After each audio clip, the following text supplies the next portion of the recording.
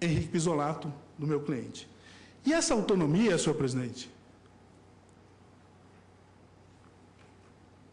essa autonomia vem afirmada na denúncia, não à toa. Ela vem afirmada na denúncia que, para fazer o link da imputação de um ilusionismo jurídico, ou seja, para dizer que bônus de volume era do Banco do Brasil e o Henrique Pisolato, como diretor de marketing, não atuou para buscar o pagamento desse bônus de volume, ele vem apontar como a direção, um diretor de marketing do Banco do Brasil, tivesse plena autonomia. Excelência, nós estamos falando do maior banco em ativos da América Latina. Não é crível imaginar, é ingenuidade imaginar que um banco desse porte teria um sistema diretivo simples, autônomo, independente, que cada um pudesse fazer o que quisesse, contratar quem quisesse, não ter fiscalização, não ter auditorias, não ter qualquer critério de atuação administrativa. É muita ingenuidade. E é por isso que ele coloca essa ingenuidade, porque ele quer comprovar, como faz na denúncia, de que o bônus de volume era devido ao Banco do Brasil e que Henrique Pisolato, enquanto diretor, não buscou o seu pagamento. Mas as provas, Excelência, as provas aqui dos autos, as provas que o Ministério Público tinha o ônus de fazer e não fez, mas a defesa fez, as provas demonstram que bônus de volume, o bônus de volume, quando foi instituído no Brasil, e foi instituído no Brasil pela Rede Globo, há 33 anos atrás, esse bônus de volume jamais foi repassado para a contratante. Tem prova aqui nos autos. E não é qualquer contratante. Nem no Banco do Brasil, há contratos, está nos autos, contratos, não com a DNA, que jamais foi passado para o bônus de volume para o Banco do Brasil. E até hoje o Ministério Público não entrou com uma ação penal. Por que será?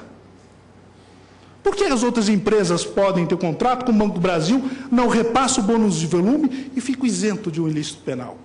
Agora, a DNA propaganda, não. Henrique Pisolato, como diretor, não. Eles cometeram ilícito penal, porque não cobrou um bônus de volume. Isso está nos autos, senhor presidente. E eu vou ler aqui, Excelência, só para demonstrar que as empresas Lauer, Groterra, DNA, Demais e Ogilvy tinham contrato com o Banco do Brasil e nunca passaram o bônus de volume. A DNA Propaganda tinha contrato com o Banco do Brasil antes de 2002 e também nunca passou o bônus de volume. Nunca passou. Eu quero frisar, Vossas Excelências, porque é importante salientar essa omissão. A omissão do Ministério Público. Porque se eu tenho um ilícito e tem comprovado esse ilícito, no mínimo a omissão. Mas aqui, Excelência, vou definir, e eu acho que o ponto principal das provas da defesa foi um depoimento, que eu vou pedir a Vossas Excelências para ler, que esclarece a figura jurídica do bônus de volume, que foi o senhor Otávio Floresbal, o diretor da Rede Globo. Perguntado a ele se ele conhecia o conceito do bônus de volume, ele fala: bonificação de volume, também conhecido como um plano de incentivo para as agências, é um tipo de incentivo que os veículos de comunicação oferecem para as agências de publicidade. Então, este plano de incentivo ou bonificação de volume é oferecido pelas redes de televisão, pelas redes de rádio, pelas editoras, pelos jornais, pelas empresas de internet. É um estímulo que os veículos oferecem às agências, porque as agências são intermediárias dos veículos de distribuição da publicidade e também servem, de uma dada maneira, a complementar as necessidades de receita das agências para que elas possam prestar bons serviços aos seus clientes. Bonificação de volume, segue o Floresbal, institucionalmente procura dar recurso para as agências, para que as agências possam trabalhar bem possam trabalhar bem e defender essa ferramenta mercadológica, que é a publicidade, junto aos anunciantes. E cada meio de comunicação tem o seu plano de bonificação para as diferentes agências. E esse plano de bonificação, a bonificação de volume, é de direito da agência. Ela não é repassada aos anunciantes, afirmou Floresbal.